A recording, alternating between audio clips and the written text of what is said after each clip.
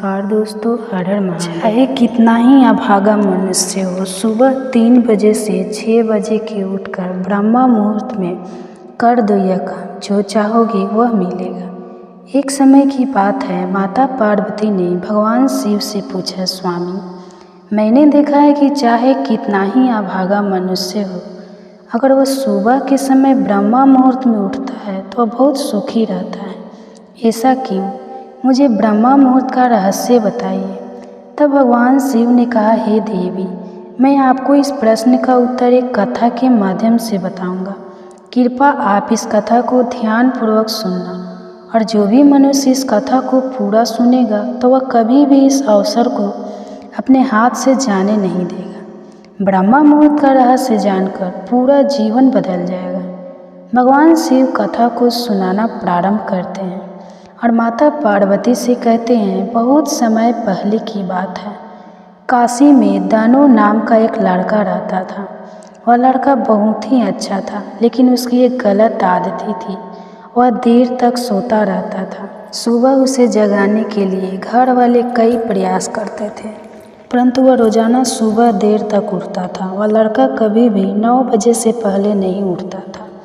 जब वह बालक था तब परिवार वालों ने सोचा कि जब यह बड़ा हो जाएगा तो इसकी आदत में सुधार हो जाएगा, परंतु वह लड़का जैसे जैसे बड़ा होता गया उसकी यह आदत और भी ज़्यादा गहरी होती चली गई। दुनिया इधर से उधर हो सकती थी, लेकिन वह लड़का कभी भी जल्दी नहीं उठ पाता था। उसके पिता इसकी इस आदत से बहुत ज़्यादा परेशान रहने लगा था। उस लड़के को ढेरों नकारात्मक शक्तियों ने घेर लिया था। वह सभी को पलटकर जवाब देता था और दिन भर उदास रहता था, जबकि असर उसके स्वास्थ्य पर भी पड़ रहा था। जब उस लड़के को यह पता लगा कि उसके सारे मित्र सफलता को प्राप्त कर चुके हैं, तब वह और भी ज़्यादा चिंतित हो गया और ईश्वर को कोसने लगा। वह बार बार यही कहता था कि मेरी किस्मत ही खराब है, परंतु उसके पिता अच्छी तरह से जानते थे कि उस लड़के के असफल होने के पीछे क्या कारण है। भगवान शिव ने कहा, हे देवी, फिर एक दिन की बात है, उसके पिता को किसी सन्यासी के बारे में पता चला तो तुरंत वह अपने बेटे की समस्या को लेकर उस सन्यासी के पास जा पहुंचा और सन्यासी को बड़े ही विस्तार से अपने बेटे की आदतों के बारे में बताया। फिर सन्यासी ने कहा कि कल आप अपने बेटे को इस आश्रम में आने को कहना। फिर उस लड़के का पिता अपने घर की ओर चल गया। उसे पता था कि अगर वह सीधे तरीके से अपने बेटे को सन्यासी से मिलने के लिए कहेगा तो वह कभी तैयार नहीं होगा। उसने अपने बेटे को अपने पास बुलाया और कहा, तुम्हारे सारे मित्र जीवन में सफलता प्राप्त कर चुके हैं, क्या तुम सफल नहीं होना चाहते हो? लड़के ने उत्तर दिया कि जरूर पिताजी, परंतु जब भी मैं अपने मित्रों से उनकी सफलता का रहस्य पूछता हूँ तो वे मुझे कुछ नहीं बताते हैं। भगवान शिव ने कहा, हे देवी, फिर उसके पिता ने कहा कि मुझे यह रहस्य पता चल गया है कि वह सभी क्यों सफल होते जा रहे हैं। उस लड़के ने बड़ी उत्सुकता से पूछा, क्या पता चल गया है पिताजी? कृपा करके आप मुझे बताइए। उसके पिता ने कहा कि कल सुबह तुम्हें एक सन्यासी के आश्रम में जाकर उनसे मिलना है। यदि तुम वहाँ पर समय से पहुँच गए तो वह सन्यासी तुम्हें ऐसा मंत्र बताएंगे जिससे तुम सफल हो जाओगे, परंतु एक समस्या है। लड़के ने पूछा, क्या समस्या है पिता? तो पिता ने कहा कि जब तक तुम सोकर उठोगे तब तक सन्यासी से मिलने का समय समाप्त हो जाता है। भगवान शिव ने कहा, हे देवी, फिर उस लड़के ने कहा कि पिताजी, मैं कल पूरी रात जागता रहूँगा और सुबह सन्यासी से मिलकर आऊँगा। उसके पिता ने कहा कि ठीक है, तुम वहाँ जाकर उस सन्यासी की आज्ञा को मानना। पिता की बात सुनकर वह लड़का बहुत अधिक खुश हुआ। जीवन में पहली बार रात्रि में वह जागता रहा, परंतु थोड़े ही समय में उसे नींद आ गई और वह सो गया। फिर अगली सुबह जब वह उठा तो उसे पता चला कि सन्यासी से मिलने का समय समाप्त हो चुका था। उसके पिता ने लड़के की तरफ देखा और कहा कि तुम जीवन में कभी सफल नहीं हो पाओगे, जाओ और जाकर सो जाओ। पिता की यह बात सुनकर उस लड़के को बहुत दुख हुआ। उसने मन में ही मन स्वयं को चुनौती दी कि कल सुबह वह सन्यासी से मिलने अवश्य जाएगा। उसने अपने पैर में एक छोटा सा घाव बना लिया, जिसके दर्द के कारण उसे रात भर नींद नहीं है। भगवान शिव ने कहा, हे देवी, यह ऐसा समय पहला अवसर था जब उसने अपने जीवन में पहली बार सूर्योदय देखा था। वह तुरंत ही तैयार होकर सन्यासी से मिलने के लिए चला गया। आज उसका अनुभव कुछ अलग ही था। वह बेहद शांत महसूस कर रहा था। चलते चलते वह लड़का जैसे ही सन्यासी के आश्रम में पहुंचा तो वहां पर उसने देखा कि सन्यासी और उसके सभी शिष्य ध्यान लगाकर बैठे हुए थे। भगवान शिव ने कहा, हे देवी, फिर जब ध्यान का समय समाप्त हुआ तब लड़का उस सन्यासी के पास पहुंचा और उन्हें प्रणाम करते हुए बोला कि आपके पास कोई ऐसा मंत्र है जिससे मैं सफल हो सकता हूँ? कृपा करके मुझे वह मंत्र बताइए। मैं भी अपने दोस्तों के समान सफल होना चाहता हूँ और अच्छा जीवन जीना चाहता हूँ। भगवान शिव ने कहा, हे देवी। फिर सन्यासी मुस्कुराए और बोला, अच्छा, तो तुम वही बालक हो। तुम्हारे पिताजी मुझसे मिलने आए थे और उन्होंने तुम्हारे विषय में मुझे सब कुछ बता दिया। मैं तुम्हें वह मंत्र अवश्य बता दूंगा।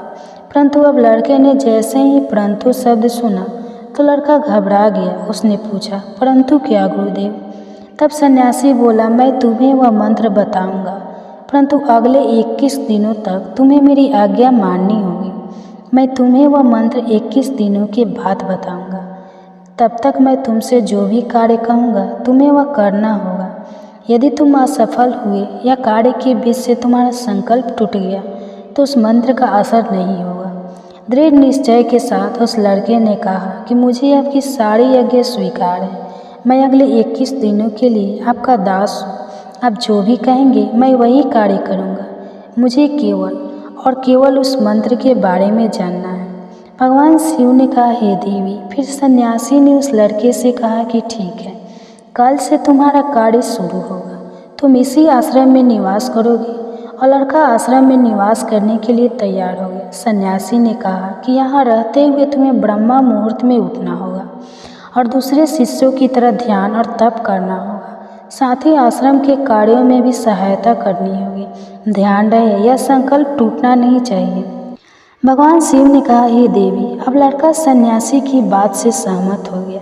अगले दिन से उसके कार्य के दिन की शुरुआत थी। इस बार उसने दृढ़ निश्चय किया, परंतु 1 सप्ताह बीतने के पश्चात ही उसका संकल्प टूट गया और वह 8वें दिन देर तक सोते रहा। जब वह नींद से जगा तो उसने कहा कि मुझसे इतनी बड़ी भूल हो गई है। वह रोते हुए सन्यासी के पास पहुंचा और कहने लगा कि हे गुरुदेव, मेरा संकल्प टूट गया है। अब मैं जीवन में कभी सफल नहीं हो पाऊंगा।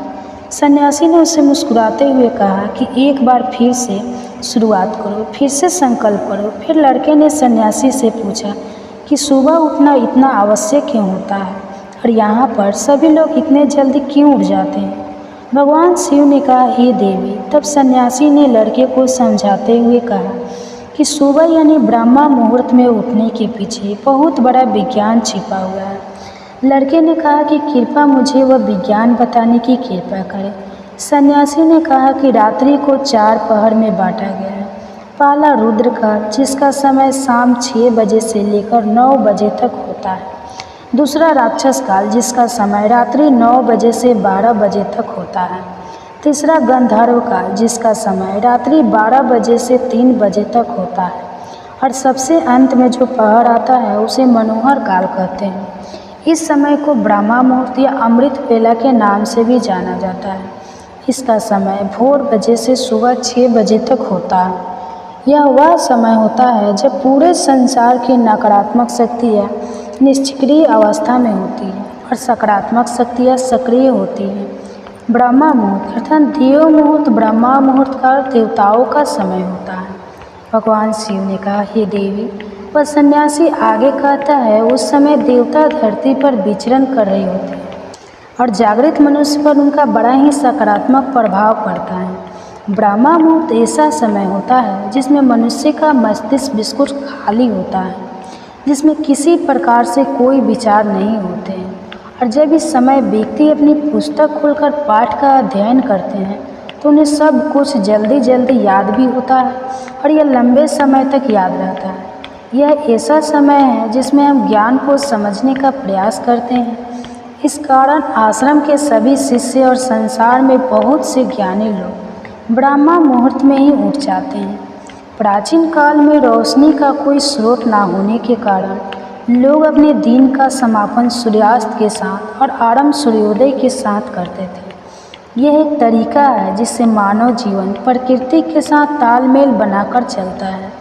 भगवान शिव ने कहा, हे देवी। फिर उस लड़के ने कहा कि ठीक है, मैं कल से अपना संकल्प फिर से शुरू करता हूँ, परंतु ब्रह्मा मुहूर्त में उठकर मुझे क्या क्या करना चाहिए। तब से कहा कि ठीक है, तुम्हें बताता हूँ कि ब्रह्मा मुहूर्त में क्या करना चाहिए और कैसे करना चाहिए। सबसे पहले उठकर धरती माता पर पाँव रखने से पहले धरती माता को प्रणाम करना चाहिए और अपनी दोनों हथेलियों को देखना चाहिए और ईश्वर को धन्यवाद देना चाहिए कि उन्होंने तुम्हें आज का सूर्योदय देखने का अवसर दिया है। इसके बाद नित्य कर्म और स्नान करने से शरीर की ही नहीं बल्कि मन की शुद्धता भी बढ़ती है। स्नान करने के पश्चात ध्यान की प्रक्रिया होती है। ब्रह्मा मुहूर्त में ध्यान की अवधि 21 दिन तक होती है। इस विधि का उपयोग तब किया जाता है जब आप अपनी कोई मनोकामना की पूर्ति चाहते हैं। यह ऐसा समय होता है जब व्यक्ति अपने अज्ञात चक्र को सक्रिय करने पर काम करते हैं। भगवान शिव ने कहा, हे देवी। आगे वह सन्यासी कहता है, अज्ञात चक्र दोनों बेहों के बीच होता है। यह संकल्प का स्थान भी कहा जाता है। अगर इस चक्कर पर ध्यान केंद्रित किया जाए और अपनी मनोकामना को बार बार दोहराया जाए तो मात्र 21 दिनों के भीतर वह मनोकामना पूरी हो जाती है। अगर आपके मन में कोई अधूरी मनोकामना है और आप उसे पूरी करना चाहते हैं, तब सबसे पहले उस मनोकामना का स्पष्टीकरण कर लें। आपको क्या चाहिए यह निर्णय अवश्य कर लें। इसके बाद ध्यान की विधि को शुरू करें। ब्रह्मा मुहूर्त में स्नान के बाद एक ऐसा स्थान चुनें जहाँ पर वायु का प्रवेश हो। ध्यान में शुद्ध प्राण वायु का होना आवश्यक होता है। मुद्रा में रीढ़ की हड्डी सीधी होनी चाहिए, साथ ही गर्दन भी सीधी होनी चाहिए। सुखासन की अवस्था में दोनों हाथों को घुटने पर रखकर आंखें बंद करके बैठ जाए। हाथों की मुट्ठी को बंद कर ले और 2-3 मिनट तक बिल्कुल शांत हो जाए। जब आपका शरीर स्थित हो जाए और श्वास भी शांत हो जाए, तब उसके बाद अपना सारा ध्यान अज्ञात चक्र पर लगाएं। इस दौरान लंबी गहरी सांस लें और सांस को रोक कर रखें। इस समय आप अपनी इच्छा को मन ही मन दोहराएं और अपने मन में इष्ट देव और देवी देवताओं और गुरुजनों का चिंतन करें। भगवान शिव ने कहा, हे देवी। उस सन्यासी ने कहा, जब सांस को रोकना कठिन हो जाए तब धीरे धीरे सांस को बाहर की ओर छोड़ें। सांस को नाक से भरें और मुख से बाहर छोड़ें। इस प्रक्रिया को 3 से 4 बार प्रतिदिन दोहराएं।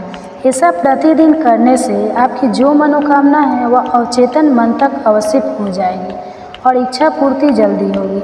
अज्ञात चक्र सक्रिय होता है और हमारी आज्ञा को पूरा करता है। सांस को रोक कर रखने के दौरान शरीर में आपातकाल की स्थिति हो जाती है, जिससे कि आप बेकार की बातें सोचने और विचार करने से बचते हैं। ब्रह्मा मुहूर्त के समय ईश्वर की विशेष कृपा होती है और कोई भी व्यक्ति अपनी मनोकामना को इस समय दोहराता है तो उसकी इच्छा जल्द से जल्द पूरी होती है। भगवान शिव ने कहा, हे देवी। इस प्रकार सन्यासी ने उस लड़के को ब्रह्मा मुहूर्त का महत्व बताया। अगले 21 दिनों तक उस लड़के ने बड़े ही मन के साथ इस प्रक्रिया को अपनाया। अब वह बहुत ही ज़्यादा अनुशासित और शांत स्वभाव का बन चुका था। उस लड़के ने जैसे ही अपना संकल्प पूरा कर लिया, उसके बाद वह लड़का बड़े ही प्रसन्न भाव से सन्यासी के पास पहुंचा और कहने लगा, हे गुरुदेव, मैंने 21 दिनों का संकल्प का पूरा कर लिया है। अब कृपा मुझे सफल होने का मंत्र बताइए। तब उस सन्यासी ने मुस्कुराते हुए कहा कि पिछले 21 दिनों से जो अभ्यास तुम करते हुए आ रहे हो वही तुम्हारा सफलता का मंत्र है। जो व्यक्ति ब्रह्मा मुहूर्त में उठकर ध्यान प्रक्रिया को सही से करते हैं वह जीवन में कभी असफल नहीं हो सकते। तुम्हें ब्रह्मा मुहूर्त का रहस्य पता चल चुका है। अब तुम उसे जीवन प्रयत्न करो, तुम्हें जीवन के लक्ष्य और सफलता दोनों प्राप्त होंगे। उस लड़के ने सन्यासी को धन्यवाद दिया और ब्रह्मा मुहूर्त के नियमों का पालन जीवन पर्यटन तक करने का वादा भी किया। भगवान शिव ने कहा, हे देवी, अब तो आपको पता चल गया होगा कि ब्रह्मा मुहूर्त क्या होता है। तब माता पार्वती ने कहा, हे स्वामी, अब मुझे ब्रह्मा मुहूर्त का संपूर्ण ज्ञान हो गया है। इतना कहकर माता पार्वती ने भगवान शिव को प्रणाम किया वीडियो अगर पसंद आया हो तो वीडियो को लाइक और हमारे चैनल को सब्सक्राइब करें और ज़्यादा से ज़्यादा अपने दोस्तों के साथ शेयर करें क्योंकि वो भी इस वीडियो का लाभ ले सके। धन्यवाद। ध्यान में हम भगवान की बात सुनते हैं। हरे कृष्णा। इसी सुविचार के साथ आप सभी का दिन शुभ और मंगलमय हो। कान्हा जी की कृपा आप और आपके परिवारजनों पर सदा बनी रहे। आज सुनिए आगे की कथा। और इससे पहले की कथा सुनने के लिए और कमेंट्स करने के लिए आप सभी का बहुत बहुत धन्यवाद। आप कथा सुनने के बाद वीडियो को लाइक और कमेंट जय श्री कृष्णा जरूर लिखें क्योंकि वीडियो को लाइक करने से पता चलता है कि आपको कथा बहुत अच्छी लगी है और जब आप कमेंट्स करते हैं तो बदले में मैं भी आपको उत्तर दे पाती हूँ जो कि मुझे बहुत अच्छा लगता है। आप सुनिए आज की कथा। जिस वन में कंडू मुनि रहा करते थे, जिस वन में उनका आश्रम था, वहाँ पर समय ना होने पर भी समस्त वन में मधुर ऋतु की मनोहर शोभा छा गई। कोयल की काकली से माधुरी की वर्षा होने लगी। मलय वायु मनोहर सुगंध लिए मंद मंद गति से बहने लगी और छोटे बड़े सभी वृक्षों के पवित्र पुष्प भी धीरे धीरे धरती पर गिरने लगे। काम ने अपने फूलों का वान संभाला और मुनि के पास जाकर उनके मन को विचलित कर दिया। संगीत की मधुर ध्वनि सुनकर मुनि के मन में बड़ा आश्चर्य हुआ। वे काम वान से अत्यंत पीड़ित होकर जहाँ वह सुंदरी अप्सरा गीत गा रही थी वहाँ चले गए। मुनि ने अप्सरा को देखा और अप्सरा ने भी मुनि की तरफ देखा। उनके नेत्र आश्चर्य से खुल गए। मुनि के मन में व्याकुलता छा गई। उनके शरीर में रोमांच आया। अब वे पूछने लगे कि सुंदरी तुम कौन हो, किसकी पुत्री हो और तुम्हारी मुस्कान तो बड़ी मनोहर है। शुभम्र मेरे मन को मोह लेती हो। सुमध्य में अपना सच्चा परिचय दो। तो प्रेमलोचा बोली, मुने मैं आपकी सेविका हूँ और फूल लेने के लिए आई हूँ। शीघ्र आज्ञा दीजिए, मैं आपकी क्या सेवा करूँ। अप्सरा की यह बात सुनकर मुनि का धैर्य टूट गया। उन्होंने मोहित होकर उसका हाथ पकड़ लिया और उसे साथ लेकर अपने आश्रम में प्रवेश किया। यह देखकर कामदेव वायु और वसंत कृत होकर जैसे आए थे उसी प्रकार स्वर्ग को वापस लौट गए। वहाँ पहुंचकर उन्होंने इंद्र से प्रेमलोचा और मुनि का सारा प्रयाग का सुनाया। सुनकर इंद्र और सभी देवताओं का मन प्रसन्न हो गया। कंडू मुनि ने अप्सरा के साथ आश्रम में प्रवेश करते ही अपना रूप कामदेव के समान मनोहर और तरुण बना लिया। दिव्य वस्त्र और आभूषण धारण कर ली। अब देखने में उनकी अवस्था 16 वर्षों की जान पड़ती थी। मुनि की वह शक्ति देखकर प्रेमलोचा को बड़ा आश्चर्य हुआ। ओहो, इनकी तप शक्ति तो अद्भुत है। ऐसा कहकर वह बहुत प्रसन्न हुए। कंडू मुनि स्नान, संध्या, जाप, होम, स्वाध्याय, देव पूजन, व्रत, उपवास, नियम और ध्यान सब कुछ छोड़कर अब रात दिन उसी के साथ साथ विवाह करने लगे। इसी में वे आनंद मानते थे। उनका हृदय कामदेव के वशीभूत हो गया था, इसलिए वे अपनी तपस्या की हानि नहीं समझ पा रहे थे। इस प्रकार कंडू मुनि उस अप्सरा के साथ सांसारिक विषय भोग में आश्रित होकर 100 से कुछ अधिक वर्षों तक मंदराचल की गुफा में ही रहे। एक दिन प्रेमलोचा ने महाभाग्य से कहा, हे ब्राह्मण, अब मैं स्वर्ग में जाना चाहती हूँ। आप प्रसन्न होकर मुझे जाने की आज्ञा दीजिए। मुनि का मन तो उसी में आश्रित हो रहा था। उसके इस प्रकार पूछने पर वे बोले, कल्याणी, कुछ दिन तो और ठहरो। तब उसने पहले की तरह लगभग 100 वर्षों के कुछ अधिक समय तक उन कंडू मुनि के साथ विषय भोगा। इसके बाद उसने फिर से जाने की आज्ञा मांगी, किंतु मुनि ने स्वीकार नहीं किया और इस प्रकार उसे लगभग 200 वर्ष तक और ठहरना पड़ा।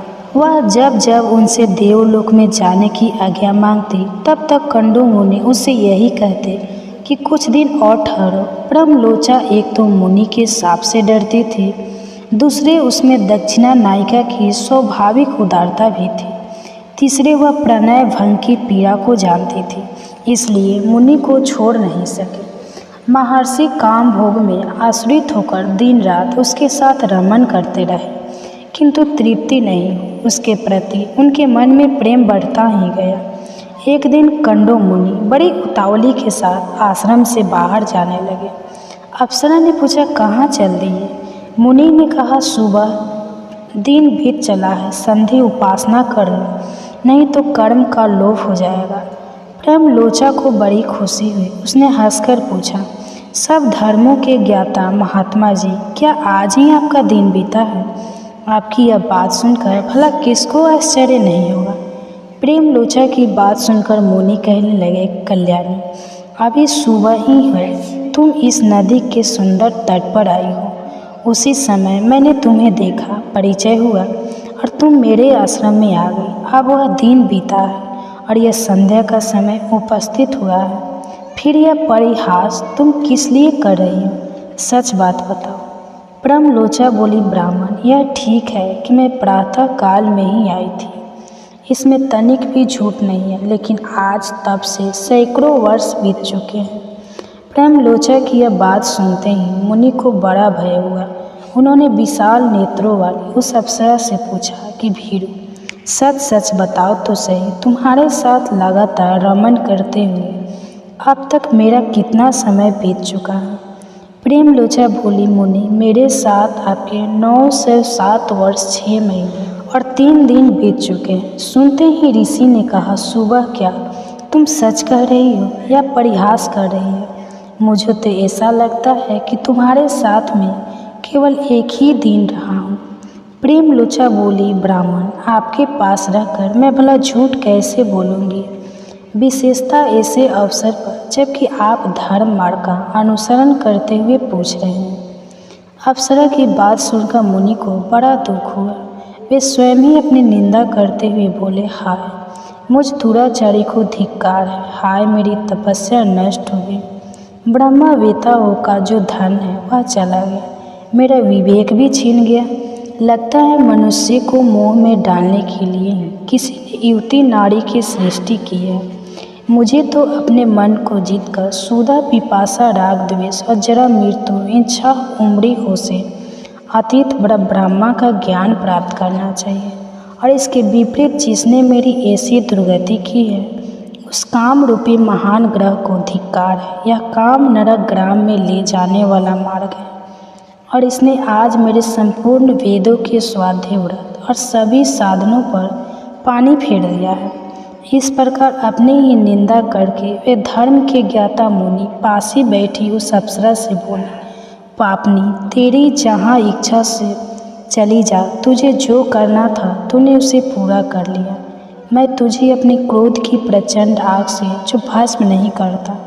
इसमें एक कारण है, तत्पुरुष की मैत्री 7 पग एक साथ चलने से ही हो जाती है। मैं तो तेरे साथ लगातार निवास कर चुका हूँ, इसमें तेरा क्या दोष है? बता, तेरी क्या हानि करूँ? सारा दोष तो मेरा ही है, क्योंकि मैं ही ऐसा अजब निकला हूँ। तो इंद्र का प्रेय करने के लिए आई थी और मेरी तपस्या का सत्यानाश भी कर चुकी। अपने कटाक्ष के महामोहन मंत्र से तूने मुझे घृणित बना दिया है। अरे अब जा जा और यहाँ से चली जा। इस प्रकार मनोहर कंडू ने जब क्रोधपूर्वक उसे फटकारा, तब वह कांपते हुए आश्रम से बाहर निकली और आकाश मार्ग से जाने लगी। उसके अंग अंग से पसीने की बूंदें निकल रही थी और वह वृक्ष के फलों से उन्हें पचती जाती थी। ऋषि ने उसके उदर में जो गर्भ स्थापित किया था वह पसीने के रूप में ही बाहर निकल गया। वृक्षों ने उन पसीनों की बूंदे को ग्रहण कर लिया और वायु ने इन सबको एकत्रित करके गर्भ का रूप दिया। फिर चंद्रमा ने अपनी अमृत किरणों से उस गर्भ को धीरे धीरे पुष्ट किया, उसका पालन पोषण किया। उससे मारिसा नाम की कन्या उत्पन्न हुई, जो वृक्षों की पुत्री कहलाई। उसकी आंखें बड़ी सुंदर थी।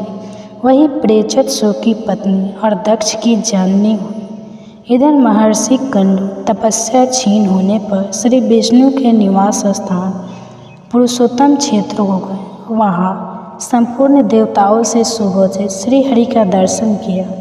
ब्राह्मण आदि चारों वर्णों और आश्रमों के लोग भगवान की सेवा में उपस्थित थे। पुरुषोत्तम क्षेत्र और भगवान पुरुषोत्तम का दर्शन करके मुनि ने अपने आप को कृत्य माना और वहाँ अपनी दोनों बाहें ऊपर उठाकर एकाग्रचित से ब्रह्मा पर स्तोत्र का जाप करते हुए भगवान की आराधना करने लगे। मुनि बोले, व्यास जी, हम परम कल्याणमय ब्रह्मा पर स्रोत के सुनना चाहते हैं, जिसका जाप करते हुए कंडू मुनि ने भगवान विष्णु की आराधना की थी। तब व्यास जी बोले, भगवान विष्णु सबके परम पार अर्थात अंतिम प्राण हैं। वे अपार भव सागर से पार उतारने वाले पर शब्दवाच्य आकाश आदि पंच महाभूतों से परे और परमात्मा स्वरूप है। वेदों की भी पहुँच से परे होने के कारण उन्हें ब्रह्मा पार करते हैं। और नील वस्त्र या फिर नील से जो हानि होती है उसके बारे में जाना था। देवी पार्वती को बताते हुए महादेव जी कहते हैं कि इसके बाद परशुराम जी के द्वारा स्थापित रामेश्वर लिंग का दर्शन करें। वह स्थान गोपेश्वर के वैवस्व कुंड में 30 धनुष की दूरी पर है। जिस समय जगदम्बी पुत्र परशुराम जी ने पिता की आज्ञा से अपनी माता का वध किया और पिता के अनुग्रह से वह पुनः जीवित हो गए, उस समय प्रभास क्षेत्र में आकर उन्होंने अद्भुत तपस्या की। वे मेरे विग्रह की स्थापना करके 150 वर्ष तक आराधना में लीन रहे। इससे संतुष्ट होकर मैंने उन्हें मनवांछित वर दिया और उनके द्वारा स्थापित शिवलिंग में निवास किया। इससे महर्षि परशुराम कृतार्थ हो गए। फिर भूमंडल के संपूर्ण क्षत्रियों का 21 बार श्रृंगार करके वे माता पिता के ऋण से उड़ीन हो पाए। जो मनुष्य उनके द्वारा स्थापित शिवलिंग का भक्तिपूर्वक पूजन करता है वह समस्त पापों से मुक्त होकर मेरे धाम में जाता है। देवी रामेश्वर से 20 धनुष के अंतर पर नरद कोण में चित्रांग देवेश्वर लिंग है। गंधर्व के स्वामी चित्रांगद ने उस क्षेत्र को परम पवित्र जानकर वहाँ शिवलिंग स्थापित किया और बड़ी भारी तपस्या करके मेरी आराधना की। जो पुरुष भाव भक्ति से युक्त होकर उस लिंग की पूजा करता है वह गंधर्व लोक में जाता और गंधर्व के साथ आनंद भोगता है। उस स्थान से दक्षिण और नेतृत्व में 16 धनुष के अंतर पर रावणेश्वर लिंग है, जिसकी स्थापना रावण ने की है। वहाँ उसने भक्तिपूर्वक उपवास करके मेरी आराधना की और गीत वाद आदि का आयोजन करके जागरण किया। 15 दिनों तक इस प्रकार मेरी अर्चना करने पर आकाशवाणी हुई, महाबाहु 10 ग्रीव, मैं तुम पर बहुत प्रसन्न हूँ। मेरे प्रसाद से तीनों लोग तुम्हारे अधीन होंगे। मैं प्रतिदिन तुम्हारे द्वारा स्थापित शिवलिंग में निवास करूँगा। राक्षस राज जो मनुष्य भक्ति पूर्वक रावणेश्वर लिंग की पूजा करेंगे वे शत्रुओं से अजय होंगे और मेरी कृपा से उन्हें परम सिद्धि प्राप्त होगी। ऐसा कहकर मेरी आकाशवाणी मौन हो गई। रावण ने भी संतुष्ट होकर बारंबार मेरा पूजन किया और तीनों लोकों पर विजय पाने की इच्छा रखकर वह पुष्प के विमान पर आरूढ़ होकर अभिष स्थान को चला गया। रावणेश्वर से पश्चिम 5 धनुष दूर सौभाग्य दैनी गौरी का निवास है, जहाँ पर सौभाग्य की इच्छा रखने वाली और उद्धंती देवी ने गौरी जी की आराधना में तत्पर होकर घोर तपस्या की थी। गौरी देवी के प्रसाद से ही उन्हें उत्तम सिद्धि प्राप्त हुई। जो माघ शुक्ला तृतीया को भक्तिपूर्वक गौरी जी की पूजा करता है वह 7 जन्मों तक सौभाग्यशाली होता है। महादेव जी कहते हैं, रावणेश्वर से वायव्य कोण में 30 धनुष की दूरी पर पोलोमेश्वर लिंग है। उसकी स्थापना पुलोम पुत्री सची ने, जिस तारकासुर ने देवताओं का राज्य छीन लिया और स्वयं इंद्र पद पर अधिकार जमा लिया तथा उसके भय से व्याकुल इंद्रदेव कहीं भाग गए। उस समय उनकी पत्नी सची ने शोक से दुर्बल होकर मेरी आराधना की। इससे संतुष्ट होकर मैंने सची से कहा, देवी मेरा पुत्र तारकासुर का वध करेगा, तुम निश्चित होकर जाओ। जो मनुष्य इस पोलोमीश्वर लिंग का पूजन करेगा वह मेरा पार्षद होकर मेरे समीप पहुँच जाए। यह सुनकर पतिव्रता इंद्राणी देवराज इंद्र के पास चली गई। महादेव जी कहते हैं, देवी, वही पाताल विवर से युक्त एक महापीठ है जहाँ महाकाली देवी निवास करती है। ये सब दुखों की शांति तथा समस्त शत्रुओं का नाश करने वाली है। कृष्ण पक्ष की अष्टमी को आधी रात में गंध पुष्प आदि उपचारों से विधि पूर्वक पूजा करने पर वे समस्त दुखों को दूर करती है। जो स्त्री शुद्ध विचरण होकर 1 वर्ष तक प्रत्येक शुक्ल पक्ष की तृतीया को विधि पूर्वक देवी की पूजा करती है वह 7 जन्मों तक सुधा दुर्भाग्य और दीनता का कष्ट नहीं भोगती। ब्रह्मा कुंड से उत्तर में थोड़ी ही दूरी पर पुष्करालु भी प्रभास क्षेत्र में आए और इस प्रकार बोले कि मैं जब तक यहाँ रहूँ तब तक त्रिपुष्कर तीर्थ में ही मुझे तीनों समझो कि संध्या करनी चाहिए। इसी समय जब लगन काल उपस्थित हुआ तब वेद चिंतक ब्राह्मणों ने बताया कि यही प्रतिष्ठा के लिए सबसे उत्तम समय है। उस समय ब्रह्मा जी को पुष्कर तीर्थ की ओर प्रस्थान करते देख निशानाथ चंद्रमा ने कहा, भगवान, ज्योतिषियों ने प्रतिष्ठा के लिए यही शुभ मुहूर्त बताया है। यह मुहूर्त बीतने न पाए, इसका ध्यान रखना चाहिए। तब ब्रह्मा जी ने मन ही मन पुष्कर तीर्थों का विचरण किया। उनके स्मरण करते ही वे तीनों नदी के तट पर प्रकट हो गए। उस समय नदी में ज्येष्ठ, मध्य और कनिष्ठ 3 भंवरें उठी। उन तीनों भंवर को देखकर लोग पितामह ब्रह्मा जी ने कहा कि आज से यह सुंदर नदी पुष्प काल राहु होगी। जो मनुष्य इसमें स्नान करके भक्तिपूर्वक पितरों का तर्पण करेगा उसे तीनों पुष्कर में स्नान के समान पुण्य प्राप्त होगा। जो मनुष्य श्रावण शुक्ला तृतीया को उसमें से प्रीतों का तर्पण करता है उसके वे पितर 1000 कल्पों तक तृप्त रहते हैं। वही कंकाल भैरव नामक क्षेत्रपाल है जिन्हें उस क्षेत्र की रक्षा के लिए भैरव जी ने नियुक्त किया है। जो सावन शुक्ला पंचमी तथा आश्विन शुक्ला अष्टमी को कंकाल भैरव का भक्ति पूर्वक पूजन करता है उस महात्मा के उस क्षेत्र में निवास के लिए वे सभी विघ्नों का निवारण करते हैं और उसके पुत्र की तरह रक्षा भी करते हैं। उस स्थान के दक्षिण भाग में ब्रह्मा कुंड के समीप दरिद्रता का नाश करने वाले त्रिचित्रा दुर्गा निवास करते हैं, जो सदा सभी प्राणियों के हित में तत्पर रहते हैं। उनकी 2 संतानें हुई, एक पुत्र और एक पुत्री। पुत्री का नाम चित्र और पुत्री का नाम चित्रा रखा। चित्रा बड़ी सुंदर और सुशीला थी।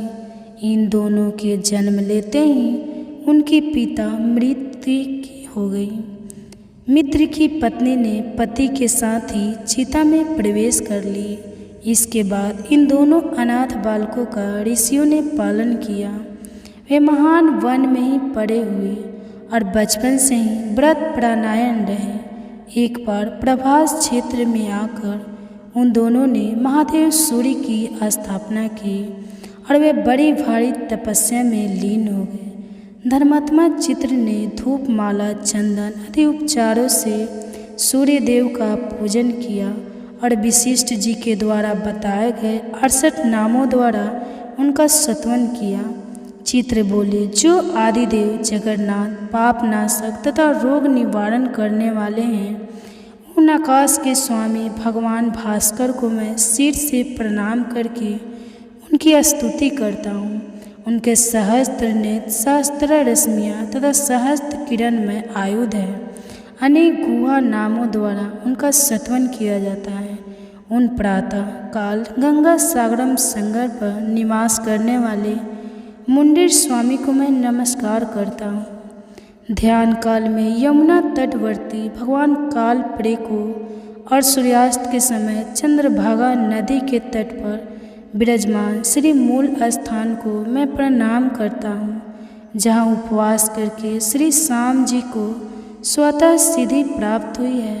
काशी में लोहिताक्ष, गोभी में ब्राह्मण, मुख प्रयाग में प्रतिष्ठान, महाद्वीति में विद्या, दित्य कोट यक्ष में द्वादशा, दित्य चतुर्थिक नवमी मार्ण में, भद्रपुट में भद्र, जया में विजयादित्य, प्रभास में स्वर्ण, वेद शीश में इंद्र में कर्मना, दित्य हिरण्य में सिद्धेश्वर, कौसंबी में पैदाबोध, ब्रह्मा बाहु में दिवाकर, केदार में चांतिनी को मैं प्रणाम करता हूँ। तो आज के अध्याय में इतना ही। आप सुनिए आगे की कथा। यदि आपका कोई सुझाव हो तो वह भी आप कमेंट्स बॉक्स में लिख सकते हैं। आप सुनते हैं कल के आगे की कथा। अपनी प्रिया कबूतरी का यह वचन सुनकर कपूत उस वृक्ष के नीचे उतर आया और पिंजरे में पड़ी हुई कबूतरी के पास गया। वहां पहुंचकर उसने देखा कि मेरी प्रिया जीवित है और शिकारी मृतक की तरह निश्चेष्ट हो रहा है। तब उसने उसे बंधन से छुड़ाने का विचार किया। कबूतरी ने रोकते हुए उसे कहा कि महाभाग्य रहने वाला नहीं है। ऐसा वचन जानकर मुझे बंधन से मुक्त मत करो। इसमें मुझे इस शिकारी का अपराध नहीं जान पड़ता। तुम अपनी धर्म बुद्धि को दृष्ट करो। ब्राह्मणों के गुरु अग्नि है, सभी वर्णों का गुरु ब्राह्मण है, स्त्रियों का गुरु उसका पति है और सब लोगों का गुरु अभ्यागत है। जो लोग अपने घर पर आए हुए अतिथियों को वचनों द्वारा संतुष्ट करते हैं, उन्हें उन वचनों से वाणी की अधीश्वरी सरस्वती देवी तृप्त होती है। अतिथि को अन्न देने से तृप्त होते हैं, उसके पैर धोने से, पीतल उसके भोजन करने से, प्रजापति उसकी सेवा पूजा से, लक्ष्मी सहित श्री विष्णु तथा उसके सुखपूर्वक सोने पर संपूर्ण देवता तृप्त हो जाते हैं। इसलिए अतिथि सबके लिए परम पूजनीय है। अगर सूर्यास्त के बाद थका मादा अतिथि घर पर आ जाए तो उसे देवता समझे, क्योंकि वह सब यज्ञों का फल रूप है। थके हुए अतिथि के साथ गृहस्थ के घर पर संपूर्ण देवता पितर और अग्नि भी पधारते हैं। अगर अतिथि तृप्त हुआ तो उन्हें भी बड़ी प्रसन्नता होती है, और अगर वह निराश होकर चला गया तो वे भी निराश होकर ही लौटते हैं। इसलिए प्राणनाथ, आप दुख छोड़कर शांति धारण कीजिए और अपनी बुद्धि को शुभ में लगाकर धर्म को कीजिए। दूसरों के द्वारा किए हुए उपकार और उपकार दोनों ही साधु पुरुषों के विचार से श्रेष्ठ है। उपकार करने वालों पर तो सभी उपकार करते हैं। अपकार करने वालों के साथ जो अच्छा बर्ताव करे वही पुण्य का भागी बताया गया है। कबूतरी की बात सुनकर कबूतर कहने लगा, सामुखी, तुमने हम दोनों के योग्य ही उत्तम बात कही है, किंतु इस विषय में मुझे कुछ और भी कहना है। उसे सुनो। कोई 1000 प्राणियों का भरण पोषण करता है, दूसरा 10 का ही निर्वाह करता है, और कोई ऐसा है जो सुखपूर्वक केवल अपनी जीविका का काम चला लेता है। किंतु हम लोग ऐसे जीवों में से हैं जो अपना ही पेट बड़े कष्ट से भर पाते हैं। कुछ लोग खाई खोदकर उसमें अन्न भरकर रखा करते हैं, कुछ लोग कोठे भर धान के धनी होते हैं और कितने ही घरों में धान भरकर रखते हैं। किंतु हमारे पास तो उतना ही धन इकट्ठा होता है जितना हमारी चोंच में आ जाए।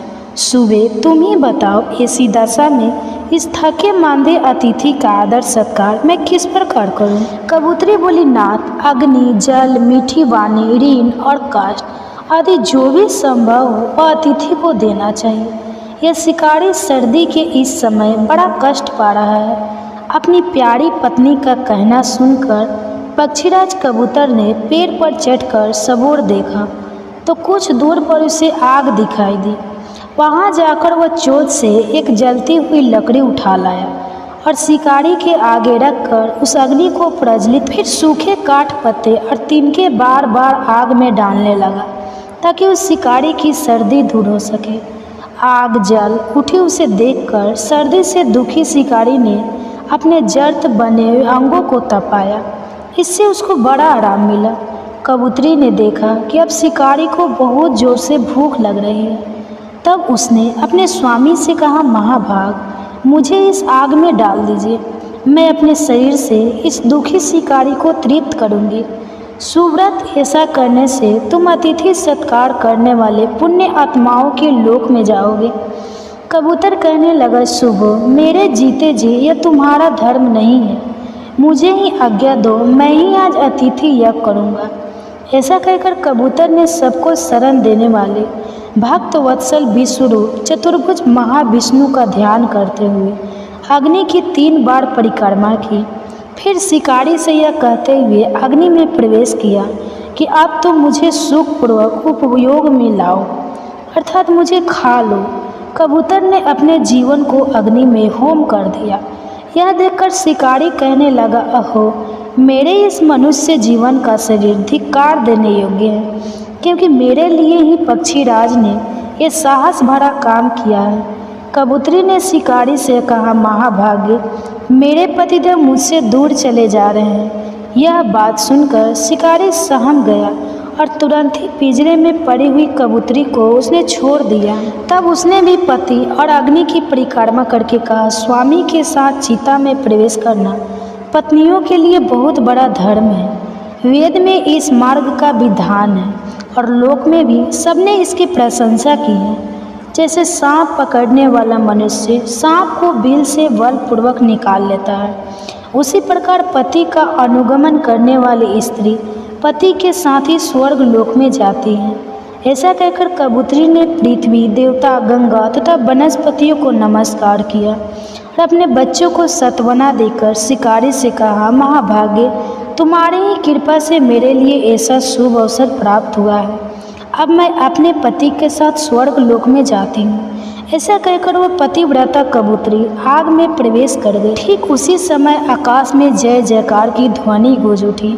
तत्काल ही सूर्य के समान तेजस्वी अत्यंत सुंदर विमान उतर आया।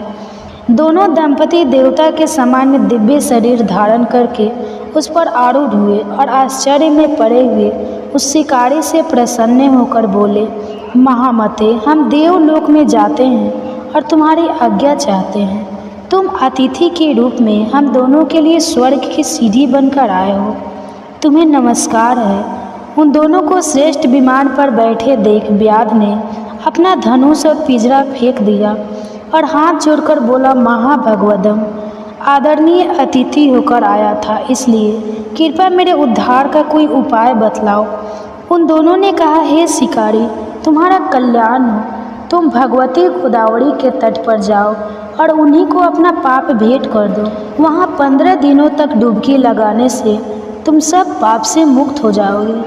पाप मुक्त होने पर जब पुनः गौतमी गंगा में स्नान करोगे, तब अश्वमेध यज्ञ का फल पाकर अत्यंत पुण्यवान हो जाओगे। नदियों में श्रेष्ठ गोदावरी ब्रह्मा, विष्णु तथा महादेव जी के अंश से प्रकट हुई हैं।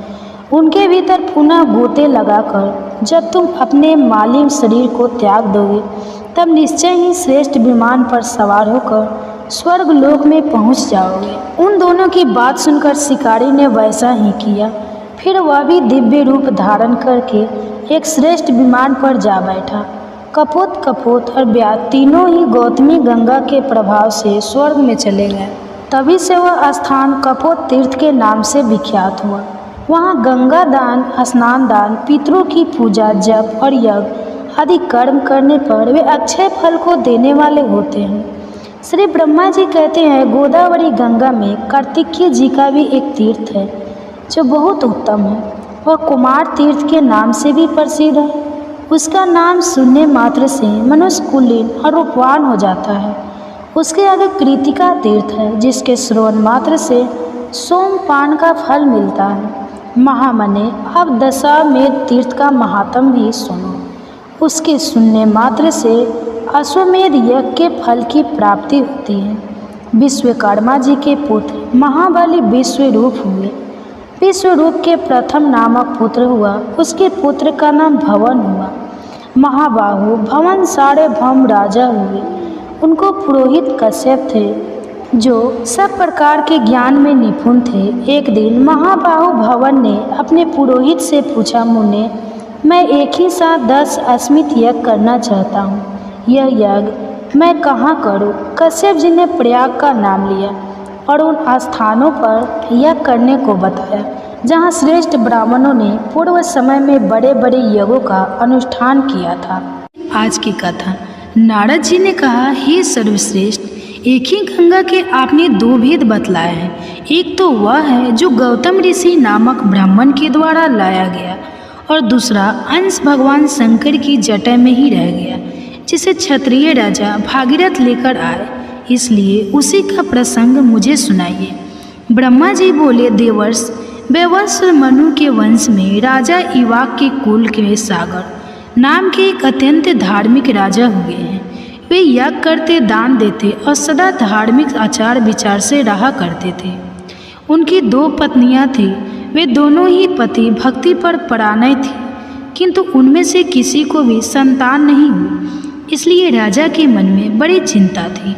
एक दिन उन्होंने महर्षि वशिष्ठ को अपने घर बुलाया और विधि पूर्वक उनकी पूजा करके फिर पूछा कि हे मुनिवर, किस उपाय से मुझे संतान होगी। उनकी यह बात सुनकर महर्षि वशिष्ठ ने कुछ समय तक ध्यान लगाया। उसके बाद राजा से कहा, राजन, तुम पत्नी सहित सदा ऋषि महर्षियों का दर्शन करते रहो। ऐसा कहकर महर्षि वशिष्ठ अपने आश्रम को चले गए। एक समय की बात है, राजर्षि दर्शसागर के घर पर एक तपस्वी महात्मा पधारे। राजा ने उन महर्षि का पूजन किया। इससे संतुष्ट होकर वे बोले, महाभाग्य। तब उनके कहे अनुसार यथा समय राजा के हजारों पुत्र हुए। राजसागर ने उत्तम दक्षिणा से युक्त बहुत सारे अश्वमेध यज्ञ किए। फिर एक अश्वमेध यज्ञ के लिए उन्होंने विधि पूर्वक दीक्षा ग्रहण की और अश्व की रक्षा के लिए सेना सहित अपने पुत्रों को नियुक्त किया। अश्व पृथ्वी पर घूमने लगा। इसी बीच में कहीं अवसर पाकर देवराज इंद्र ने उस अश्व को हर लिया और रक्षकों को सौंप दिया। राजकुमार घोड़े को इधर उधर ढूंढने लगे, किंतु उन्हें कहीं भी वह अश्व दिखाई नहीं दिया। तब उन्होंने देवलोक में जाकर ढूंढा, पर्वतों और सरोवर में खोजा और कितने ही जंगल छान डाले, लेकिन कहीं भी उसका पता नहीं चल पाया। उसी समय आकाशवाणी हुई, सागर पुत्रों, तुम्हारा घोड़ा रसातल में बंधा हुआ है और कहीं नहीं है। यह सुनकर वे रसातल में जाने के लिए सब ओर से पृथ्वी को खोदने लगे। भूख से पीड़ित होने पर वे सूखी मिट्टी खाते और दिन रात भूमि खोदते रहते। इस प्रकार शीघ्र ही रसातल में जा पहुँचे। राजा सगर के बलवान पुत्रों को वहाँ आया देखकर राक्षस थर्रा उठे और उनके वध का उपाय सोचने लगे। वे बिना युद्ध किए ही भयभीत होकर उस स्थान पर आए जहाँ महामुनि कपिल सो रहे थे। कपिल जी का क्रोध बड़ा भयानक था। राक्षसों ने वह घोड़ा ले जाकर तुरंत कपिल जी के सिरहाने की ओर बांध दिया और खुद चुपचाप दूर खड़े होकर देखने लगे कि अब क्या होता है। इतने में ही राजा सागर के पुत्र रासा में घुसकर देखते हैं कि घोड़ा बंधा हुआ है और पास ही कोई पुरुष सो रहा है। उन्होंने कपिल जी को ही अश्व चुराकर यज्ञ में विघ्न डालने वाला माना और निश्चय किया कि इस महापाप को मारकर हम लोग अपना अश्व महाराज के पास ले चले। कोई कहने लगे कि अपना पशु बांधा है, इसे ही खोलकर ले चलते हैं। इस सोए हुए पुरुष को मारने से भला क्या लाभ। यह सुनकर दूसरे पुत्र बोल उठे कि हम शूरवीर राजा है, शासक है, इस पापी को उठाए और क्षत्रिय तेज से इसका वध कर डाले। फिर क्या था, वे मुनि को कड़वे वचन सुनाते हुए लातों से मारने लगे। इससे मुनि श्रेष्ठ कपिल को बड़ा क्रोध आया। उन्होंने सागर पुत्रों की ओर क्रोध भरी दृष्टि से देखा और उन्हें भस्म कर डाला। वे सब जलकर राख हो गए। नारद यज्ञ में दीक्षित महाराज सागर को इन सब बातों का पता नहीं चल पाया। उस समय तुमने ही जाकर राजा सागर को यह सब समाचार सुनाया, जिसे सुनकर राजा को बड़ी चिंता हुई। अब क्या करना चाहिए, यह बात उनकी समझ में नहीं आई। राजा सागर के एक दूसरा पुत्र भी था, जिनका नाम अंजम था। वह मूर्खतावश नगर के बालकों को उठाकर पानी में फेंक देता था। तब पूर्वासु ने एकत्रित होकर राजा सागर को इस बात की सूचना दी। पुत्र का यह अन्याय जानकर महाराज को बड़ा क्रोध आया। उन्होंने अपने सेनापतियों को बुलाकर कहा कि अंजम बालकों की हत्या करने वाला तथा क्षत्रिय धर्म का त्यागी है, इसलिए इसको इस देश से बाहर निकाला जाए। महाराज का यह आदेश सुनकर अमात्य ने राजकुमार को तुरंत देश निकाला दे दिया। अमंच वन में चला गया। अब राजा सागर चिंता करने लगे कि हमारे सब पुत्र ब्राह्मण के शाप से रसातल में ही नष्ट हो गए। एक बचा था, वह भी वन में चला गया। अब इस समय मेरी क्या गति होगी।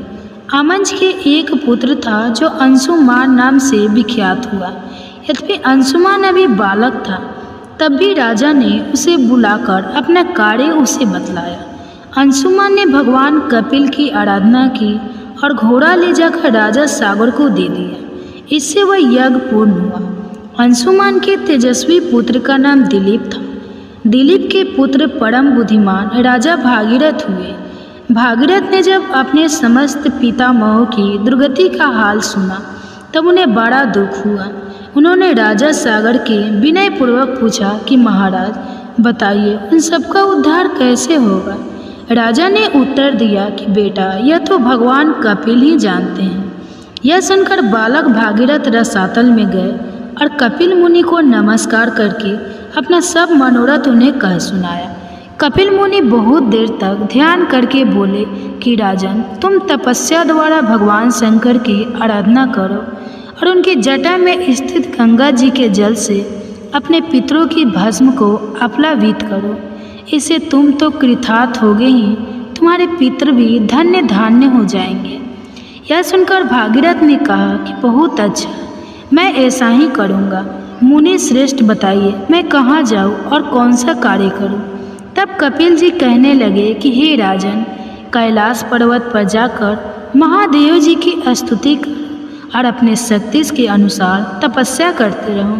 इससे तुम्हारे अभीष्ट की सिद्धि होगी। मुनि का यह वचन सुनकर राजा भागीरथ ने उन्हें प्रणाम किया और कैलाश पर्वत की यात्रा की। वहां पहुंचकर पवित्र होकर बालक भागीरथ ने तपस्या का निश्चय किया और भगवान शंकर को संबोधित करके इस प्रकार कहा कि प्रभु, मैं बालक हूँ, बुद्धि भी बालक की ही है और आप भी अपने मस्तक पर बाल चंद्रमा को धारण करते हैं। मैं कुछ भी नहीं जानता प्रभु, आप मेरे इस अनजानपन से ही प्रसन्न हो जाइए। हे अमरेश्वर, जो लोग वाणी से, मन से और क्रिया से कभी मेरा उपकार करते थे तथा हित साधन में संलग्न रखते थे, उनका कल्याण करने के लिए मैं उमा सहित आपको प्रणाम करता हूँ। हे महादेव, आप देवता आदि के लिए भी पूज्य हैं।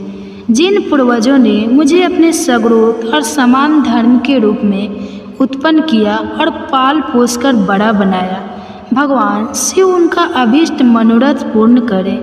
मैं बालचंद्र का मुकुट धारण करने वाले भगवान शंकर को नित्य प्रणाम करता हूँ। भागीरथ के ऐसा कहते ही भगवान शिव उनके सामने प्रकट हो गए और बोले, महामते, तुम निर्भय होकर कोई वर मांगो। जो वस्तु देवताओं के लिए भी सुलभ नहीं है, वह भी मैं तुम्हें निश्चय दूंगा। यह आश्वासन पाकर भागीरथ ने महादेव जी को प्रणाम किया और प्रसन्न होकर कहा, हे देवेश्वर, आपकी जटा में जो सरिताओं में श्रेष्ठ गंगा जी विराजमान हैं, उन्हीं ही मेरे पितरों का उद्धार करने के लिए दे दीजिए। उससे मुझे सब कुछ मिल जाएगा। तब महेश्वर ने हंसते हुए कहा, बेटा, मैंने तुम्हें गंगा दे दी, अब तुम उनकी स्तुति करो। महादेव जी का वचन सुनकर राजा भागीरथ ने गंगा जी की प्राप्ति के लिए भारी तपस्या की और मन को संयम में रखकर भक्तिपूर्वक गंगा जी की स्तुति की। बालक होने पर भी भागीरथ ने अवाल्दिन परिक्रमा की और हाथ जोड़कर कहा, देवी महामुनि कपिल के शाप से मेरे पितर दुर्गति में पड़े हुए हैं। माते, आप उनका उद्धार कीजिए। देव नदी गंगा सबका उपकार करने वाली, वे स्मरण मात्र से ही सब पापों का नाश कर देती। उनको भागीरथ की प्रार्थना सुनकर तथास्तु कहा और लोगों का उपकार और पितरों का उद्धार करने के लिए भागीरथ के कहे अनुसार सब कार्य किए। राजा सागर के जो पुत्र भस्म होकर रसातल में पड़े थे, उन्हें अपने जल में आप लवित करके गंगा जी ने उनके खोदे हुए गड्ढे को भी भर दिया, रहने के फल की बराबरी कर सके। अब बारंबार अधिक कहने की क्या आवश्यकता। वह पुरुषोत्तम क्षेत्र सबसे महान है। यह बात सत्य है, एकदम सत्य है। समुद्र के जल से घिरे हुए पुरुषोत्तम तीर्थ का एक बार भी दर्शन कर लेने पर तथा ब्रह्मा विद्या का एक बार भी बोझ हो जाने पर मनुष्य फिर गर्भ में नहीं आता। जहाँ भगवान विष्णु का सानिध्य है, उस उत्तम पुरुषोत्तम क्षेत्र में 1 वर्ष या फिर 1 मास तक भगवान की उपासना करें। ऐसा करने वाले पुरुष ने जप, होम तथा भारी तपस्या की है, वह उस परम धाम में जाता है जहाँ साक्षात ईश्वर श्रीहरि विराजमान रहते हैं। ब्रह्मा जी की बात सुनकर मुनिगण कहने लगे, भगवान, हमें तीर्थ की महिमा का विस्तार पूर्वक श्रवण करने पर भी तृप्ति नहीं होती, इसलिए आप पुनः किसी गोपनीय तीर्थ का वर्णन कीजिए। ब्रह्मा जी कहने लगे, श्रेष्ठ ब्राह्मणों, पूर्व समय में देवर्षि नारद ने मुझसे यही प्रश्न पूछा था। उस समय मैंने प्रयत्न पूर्वक जो कुछ उनसे कहा था वही तुम्हें भी बतलाता हूँ। सुनो नारद जी। नारद जी ने पूछा, जगपते स्वर्गलोक, मृतलोक और रसातल में कुल कितने तीर्थ हैं तथा सभी तीर्थों में सदा कौन सबसे बढ़कर तीर्थ है? कृपया बताइए। ब्रह्मा जी बोले, देवर्ष, स्वर्गलोक, मृतलोक और रसातल में 4 प्रकार के तीर्थ हैं। दव, आसु, आर्स और मानुष, यह तीनों लोक में विख्यात है। जम्बू द्वीप में भारतवर्ष तीर्थ भूमि है, वह तीनों लोकों में विख्यात है। बेटा, वह कर्म भूमि है, इसलिए उसे तीर्थ कहते हैं। पहले मैंने तुम्हें जो बताए हैं वे सब तीर्थ भारतवर्ष में ही हैं। हिमालय और विंध्य पर्वत के बीच में 6 ऐसी नदियां हैं जिनका प्रकट ब्रह्मा, विष्णु तथा शिव इन देवताओं से हुआ है। इसी प्रकार दक्षिण समुद्र तथा विंध्य पर्वत के बीच में भी 6 देव संभव नदियाँ हैं। यह 12 नदियाँ प्रधान रूप से बताई गई हैं। गोदावरी, भीमरथी, तुंगभद्रा, कृष्णवनी, तापी और पयोसनी, यह विंध्य पर्वत के दक्षिण की नदियाँ हैं। भागीरथी, नर्मदा, यमुना, सरस्वती, विशोका और विशस्त, यह विंध्याचल और हिमाचल पर्वत से संबंध रखने वाली नदियाँ हैं। इन पुण्यम नदियों को देव तीर्थ बताया गया है। कोलासल वृत्त त्रिपुर अंधक है। मूर्धा, लवंग, नमु, शंख, यम, पताल, केतु, मय तथा पुष्कर इनके द्वारा आवृत तीर्थ आसु कहलाते हैं। प्रभास, भार्गव और अगस्त्य, नारायण, विशिष्ट, भरद्वाज, गौतम और कश्यप, इन ऋषि मुनियों द्वारा सेवित तीर्थ ऋषि तीर्थ है। अमरीश, हरिचंद्र, मधाता, मनुकुरु, कंखल, भद्राक्ष, असर, अशुभ, नचिकेता, वृषा, कपि तथा अरिदम आदि मानवों द्वारा निर्मित तीर्थ मानुष कहलाते हैं। यह सब यश तथा उत्तम फल की सिद्धि के लिए बने गए हैं। तीनों लोकों में कहीं भी जो अपने आप प्रकट हुए देव तीर्थ हैं, उन्हें पुण्य तीर्थ कहा गया है। इस प्रकार मैंने तीर्थ भेद बतलाया है। महादैत्य राजा बलि देवताओं के अजय शत्रु हुए। उन्होंने धर्म, यश, प्रजा पालन, गुरु भक्ति, सत्य भाषण, बल पराक्रम, त्याग और क्षमा के द्वारा वह सामान्य प्राप्त किया, जिसकी लोकों में कहीं कोई तुलना ही नहीं है।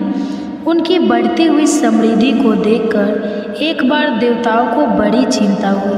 वे आपस में सलाह करने लगे कि हम बलि को कैसे जीते। राजा बलि के शासनकाल में तीनों लोक निष्कर्ष थे। कहीं पर आदि, व्याधि या शत्रुओं की बाधा नहीं थी। अनावृष्टि और अधर्म का तो नाम भी नहीं था। स्वप्न में भी किसी को दुष्ट पुरुष का दर्शन नहीं होता था। देवताओं को उनकी उन्नति बाण की तरह चुभने लगी। बलि की कृति रूपी तलवार से वे टुकड़े टुकड़े हुए जाते थे तथा उनके शासन रूपी शक्ति से देवताओं के समस्त अंग विदीर्ण हो रहे थे, इसलिए उन्हें कभी कांति नहीं मिलती थी। अब देवता उनसे द्वेष करने लगे, उनके यश रूपी अग्नि से जलने लगे।